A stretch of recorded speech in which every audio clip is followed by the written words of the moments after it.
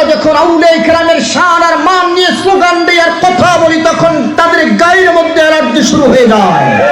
বুঝতে হবে এখনো তাদের ইমানের পরিপক্কতা আসে।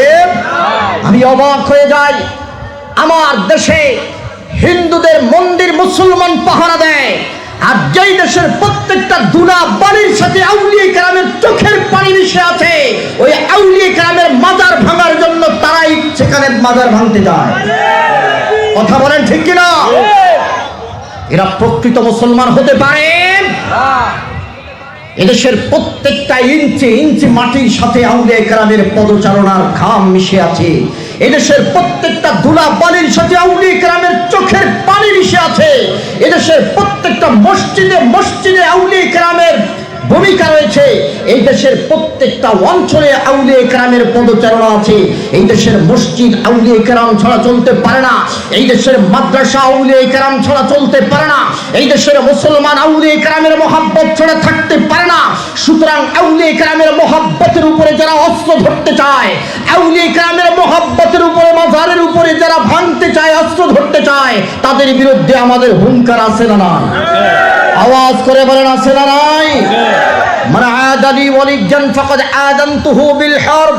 আমার ওলির বিরুদ্ধে যারা দুশমনি করে, আল্লাহ বলেন আমি তাদের বিরুদ্ধে জিহাদ ঘোষণা করি। আমার আল্লাহ যাদের বিরুদ্ধে জিহাদ ঘোষণা করে, সেই জিহাদে আমরা ওলি ভক্তরা অংশ নিতে চাই। কথা বলেন ঠিক কিনা? দুই হাত তুলে বলেন আমরা চাই কি চাই না?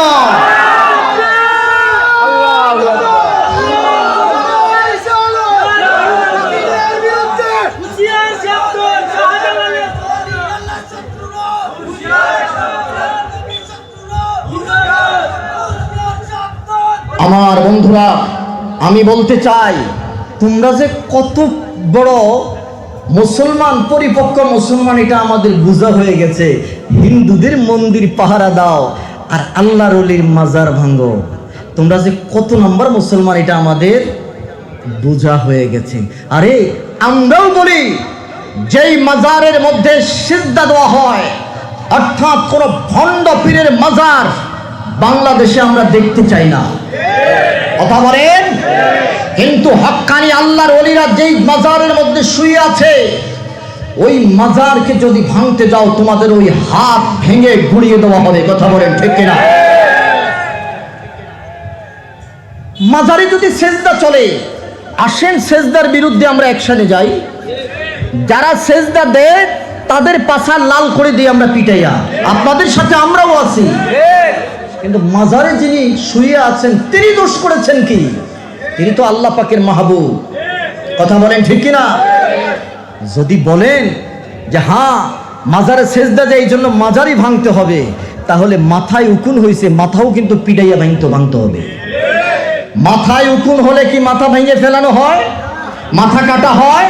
তাহলে কি করেন? মাথায় উকুন হলে উকুন নাশক শ্যাম্পু ব্যবহার করা লাগে। কথা বলেন ঠিক কিনা? আসেন এই চূড়ান্ত অভিযানে আপনাদের সাথে আমরাও কাঁধে কাঁধ রেখে এই বাংলার জমিনটাকে ভণ্ড মুক্ত করতে চাই, শিরিক মুক্ত করতে চাই।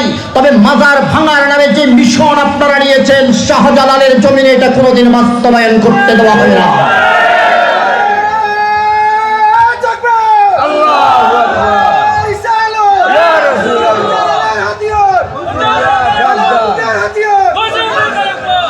মাজার কারি কই এটাই তো জানেন না মিয়া। মাজার মানে কি? প্রত্যেকটা কবরই মাজার। পৃথিবীর প্রত্যেকটা কবর মাজার। মাজারের তাহকিক জানো? তাহকিক লেখাপড়া করো, আবার মাদ্রাসায় ভর্তি হও। তোমার বাবার কবরটাও মাজার, তোমার মায়ের কবরের নামটাও মাজার, তোমার 14 গোষ্ঠীর কবরের নাম মাজার। পৃথিবীতে যত কবর আছে সব কবরের পরিভাষার নাম হলো মাজার। যদি মাজার ভাঙতে হয়, তোমার বাবার মাজার আগে ভাঙতে হবে। যদি মাজার ভাঙতে হয়, তোমার 14 গোষ্ঠীর মাজার আগে ভাঙতে হবে। আল্লাহর ওলিদের মাজার ভাঙতে দেওয়া যাবে? আমরা আল্লাহর ওলিদের রুহানি সন্তান। কথা বলেন ঠিক কিনা? এই পৃথিবীতে, পৃথিবীর অস্তিত্ব যতদিন আছে ততদিন হুব্বে মহব্বত থাকবে। পৃথিবীর অস্তিত্ব যতদিন আছে ততদিন আউলিয়া কেরামের মহব্বত থাকবে। কথা বলেন ঠিক কিনা? এদেশের হাজার হাজার মসজিদ মাদ্রাসা উলিয়ে কেরামরা প্রতিষ্ঠিত করে গেছেন।